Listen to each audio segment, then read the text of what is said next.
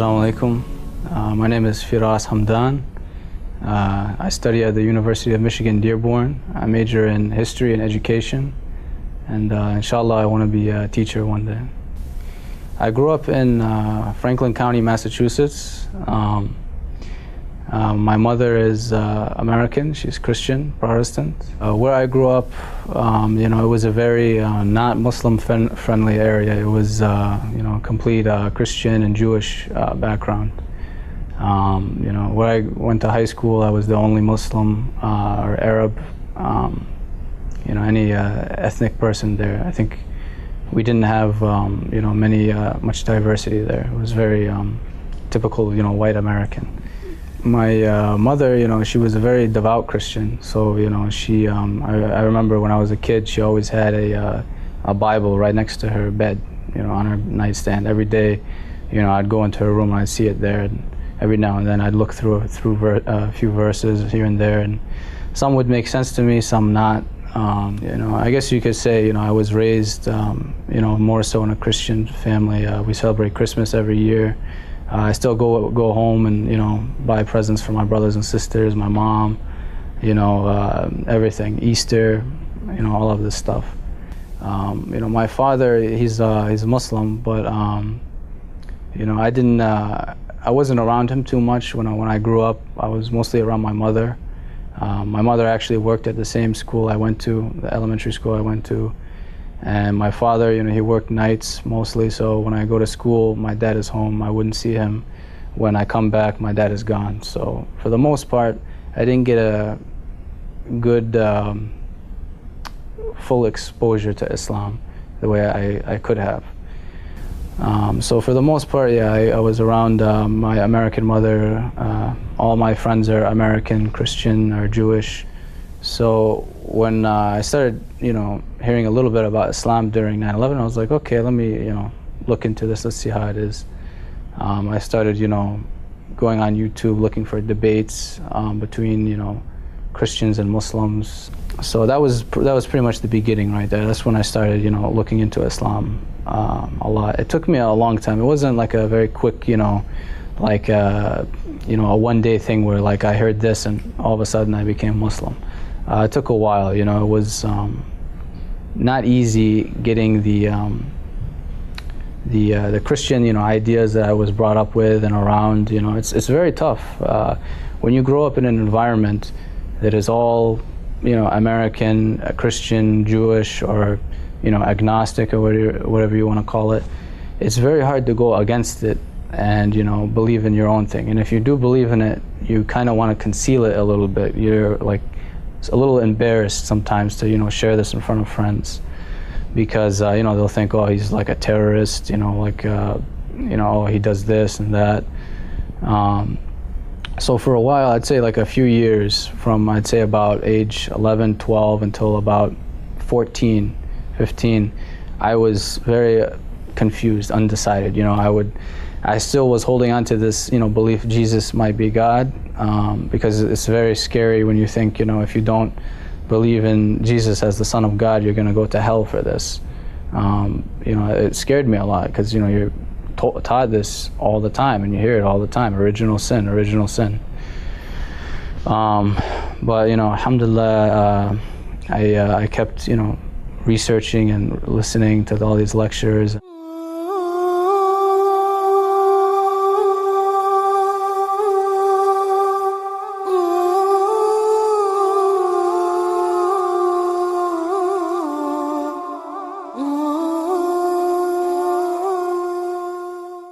So when I first was like, okay, every question that I've ever asked, about Islam being legitimate, I felt like I got an answer for it. And anything about Christianity that made it seem more shaky, it was confirmed. So it came to a point when I was about 15 years old, when I was a freshman in high school. I was pretty confident that, I'm going to be Muslim. I took my shahada, I told my father that, I believe in Islam, and everything like that.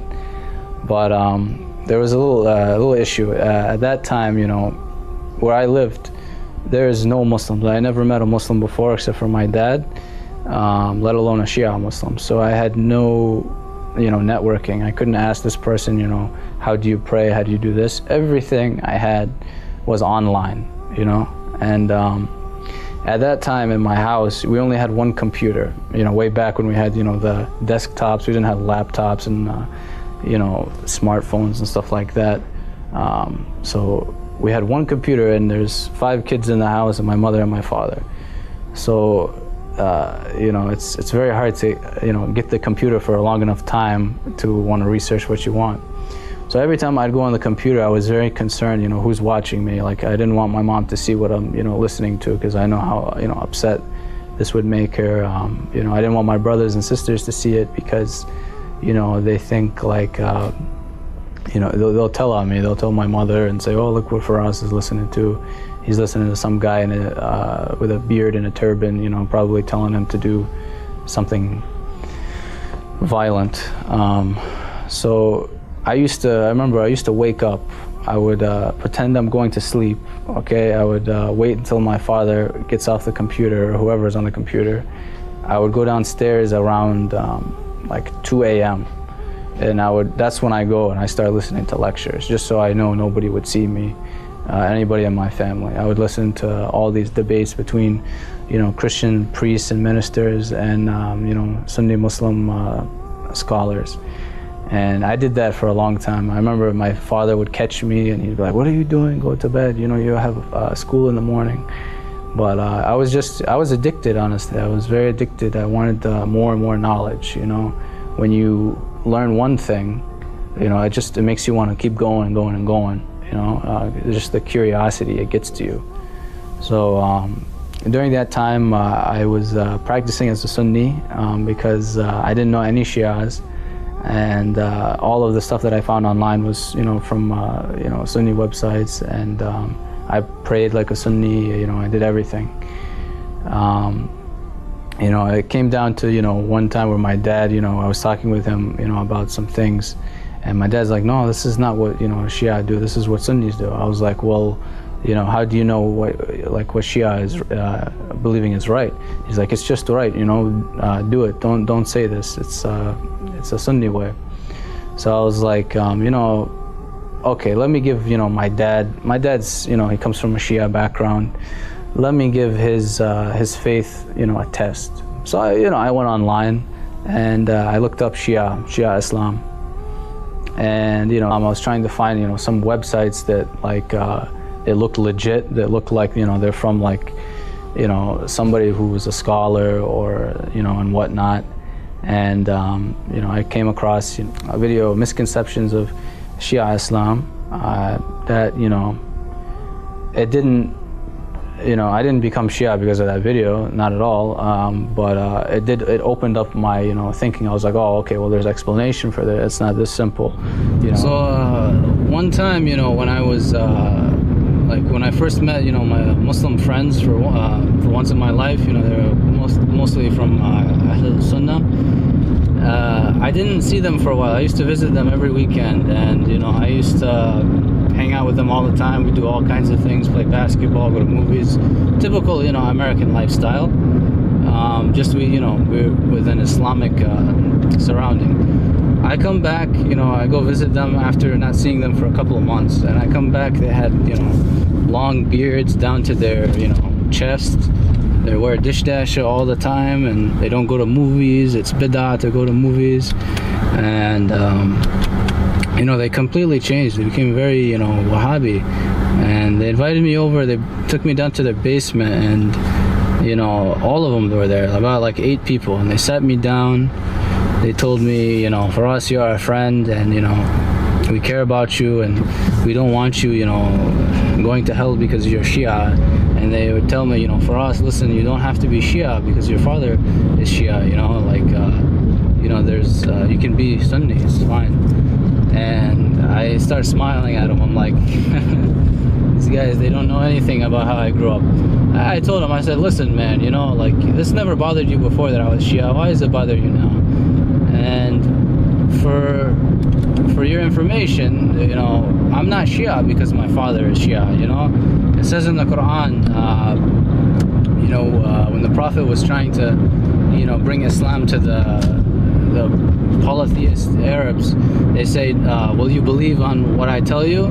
And the older Arab guys, they say, no, we believe what our fathers believe. So I told him, I'm not a Muslim that just believes in Islam because my father is Muslim. No, I'm Shia because I went out, I did the research, I learned, I put them both on scales, and I chose Shia Islam. I chose Ahlul Bayt.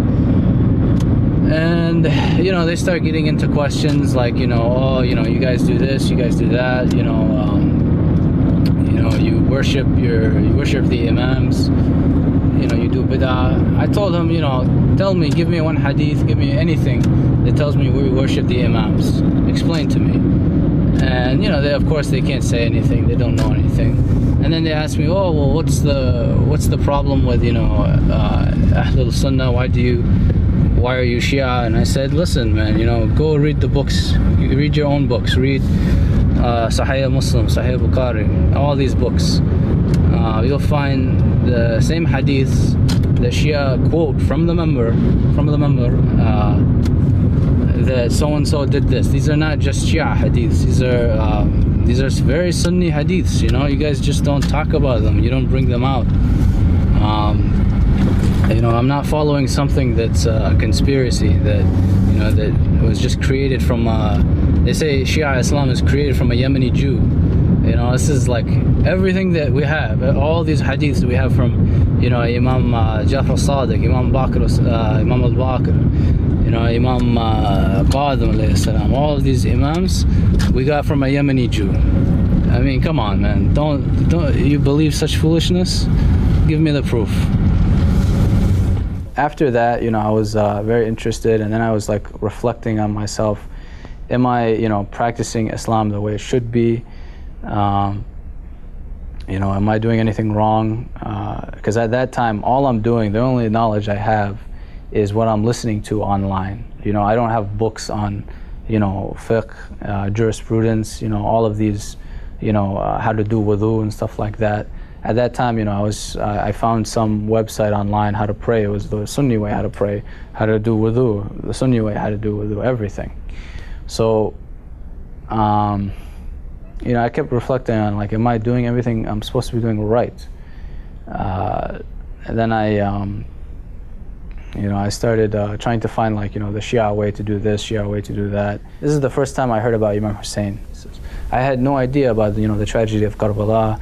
I didn't learn about that. All those 2-3 years I was listening to all these lectures every night, 4 or 5 hours a night, watching, listening, all these things. I didn't know anything about the tragedy of Imam Hussein. And coming from a Christian upbringing, the idea of Jesus being crucified is really inside of you. It resonates with you. It's a very, when they go into detail about how this happened and that happened, it's something very powerful that I understand some Christians, when they really say they love Jesus, when they're thinking about how all those things he went through, I can understand that. And it is actually something that you can really hold on to. It makes your faith very strong.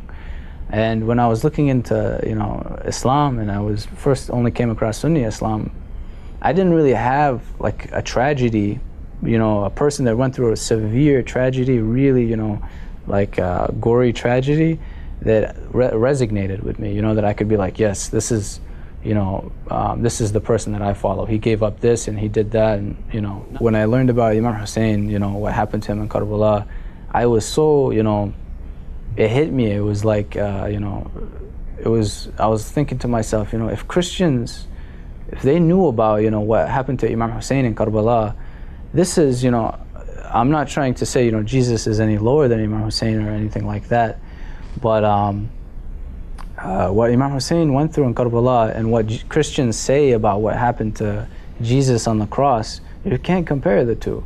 Imam Hussein, he lost most of his family, he was decapitated, his infant was killed, all of these things, and it happened all at once, okay? And Imam Hussein he's a man of God. He was the rightful successor to the throne after Imam Hassan.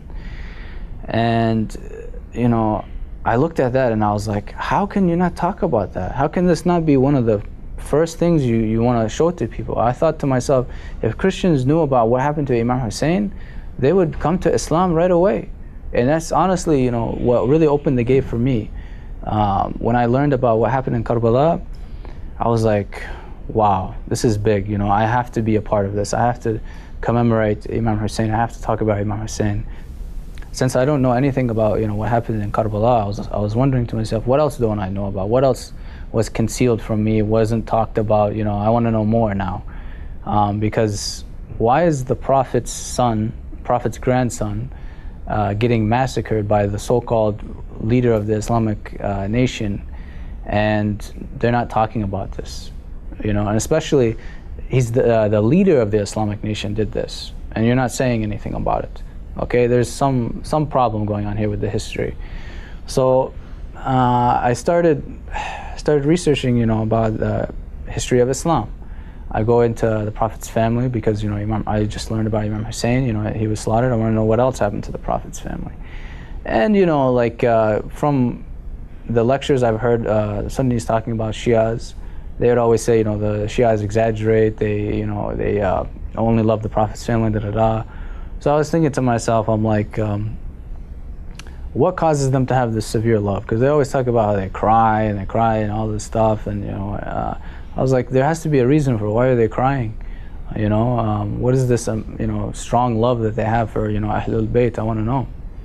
So I started looking, and then, you know, I came across, of course, Imam Ali alayhi salam, and you know, Imam Hussein is what brought me into Shia Islam. But Imam Ali, he's what really, you know, kept me. You know, Imam Ali, all of the hadith about him were so amazing. And again, you know, it made me very angry. You know, I'm hearing all of these beautiful hadith about Imam Ali, and they're not told. The character of Imam Ali is just so far superior to anyone else. You know, and I didn't understand, why is this not talked about?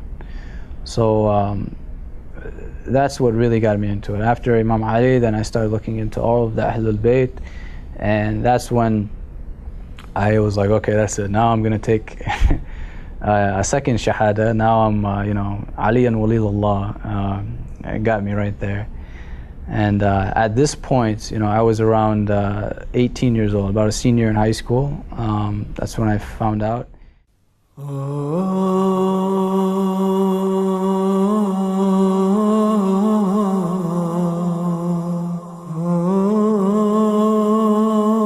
During this whole time, you know, I was at home. I didn't eat halal meat. You know,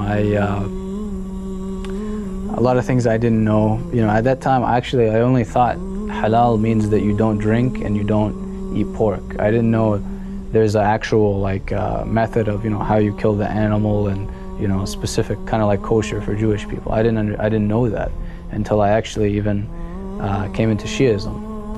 You know, I went through so much detail in Shiism. They really went through all of this.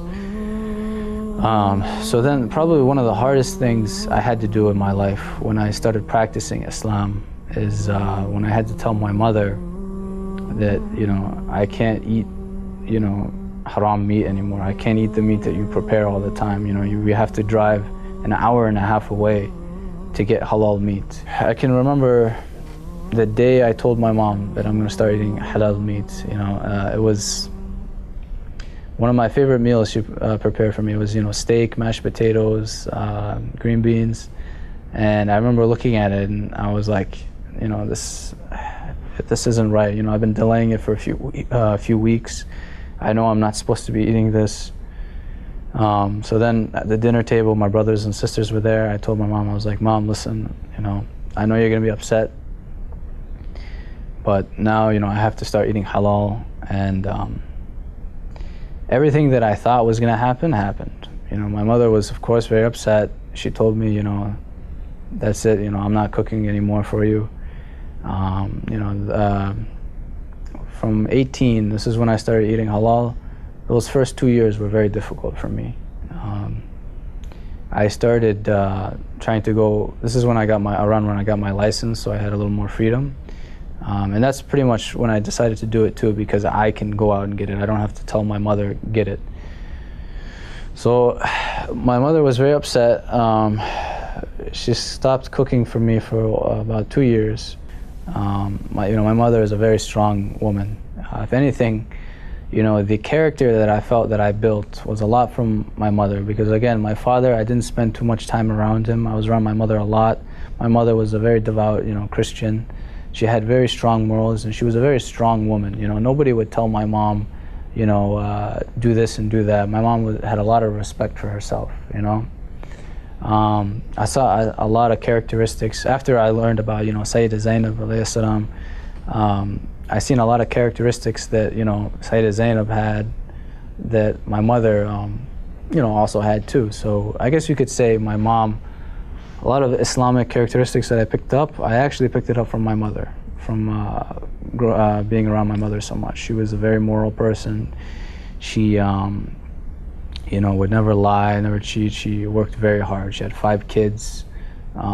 She actually went against her family to marry my father, because my father is, an Arab, and my mother, the background she came from, they were obviously not exposed to a lot of Arab, Muslim, people from this region, Middle East, and my mom suffered a lot. Went through a lot of struggle, and till this day, my mom has a very hard time thinking it, but I really respect and of course I love my mom. She did a lot for me and taught me a lot.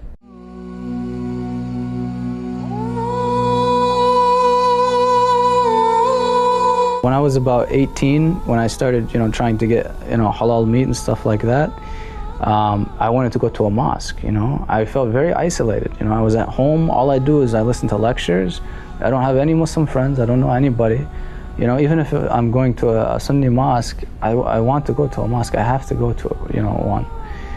So I started going, and, I met, a lot of people, Afghanis, Pakistanis, Indians, Iraqis. This time they're all Sunni. And I didn't care at the time. I just wanted to be around Muslims. I didn't care what affiliation they had. So, I came into a lot of contact with them. And the first thing you think when you start learning about Islam, you think that people that are born into Islam know everything. They know the basic requirements for Islam. They practice it, and they have all of this knowledge. And not only they have the knowledge, but they appreciate that they have that knowledge. This is what you think. You think every girl that wears a scarf is wearing a scarf because she chooses to, or because, she wants to be a role model. You think they're all angels.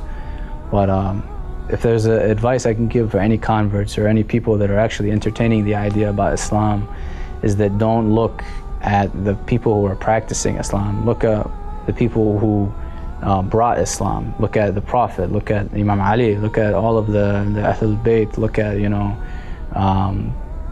Salman al-Farsi, all of these companions and prophets.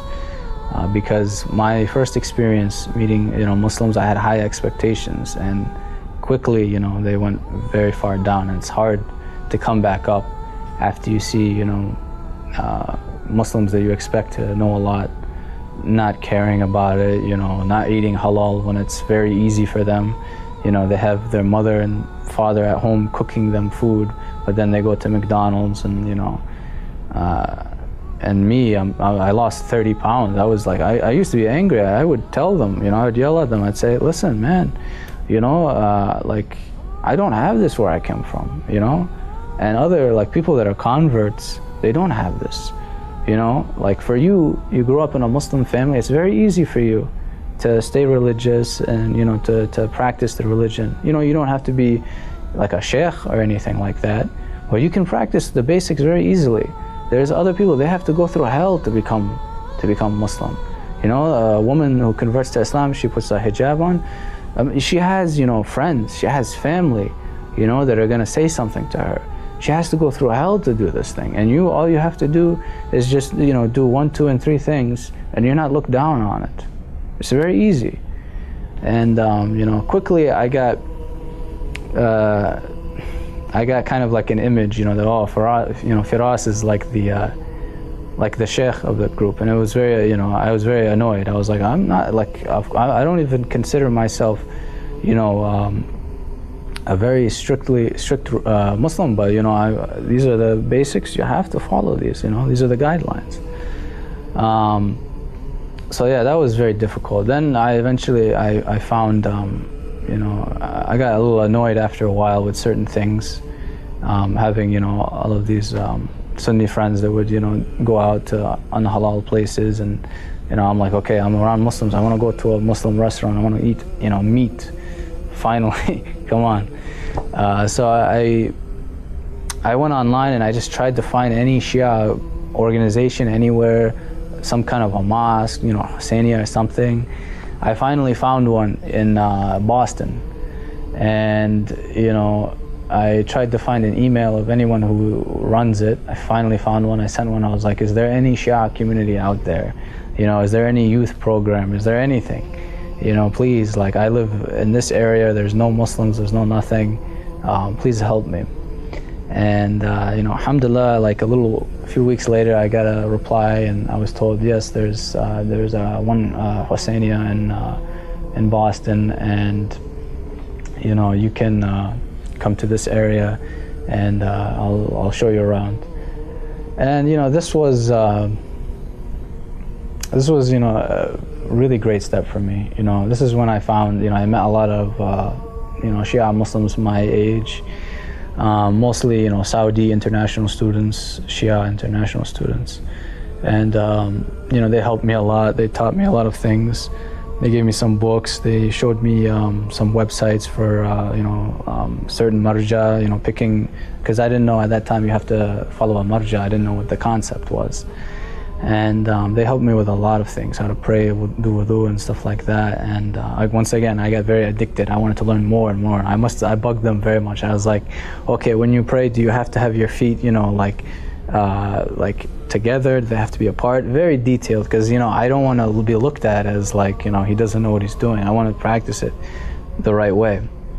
And you know, alhamdulillah, like when I started going to college in Boston, you know, I met more Shias, and you know, I surrounded myself in a group that was very well practicing and could teach me a lot of things too.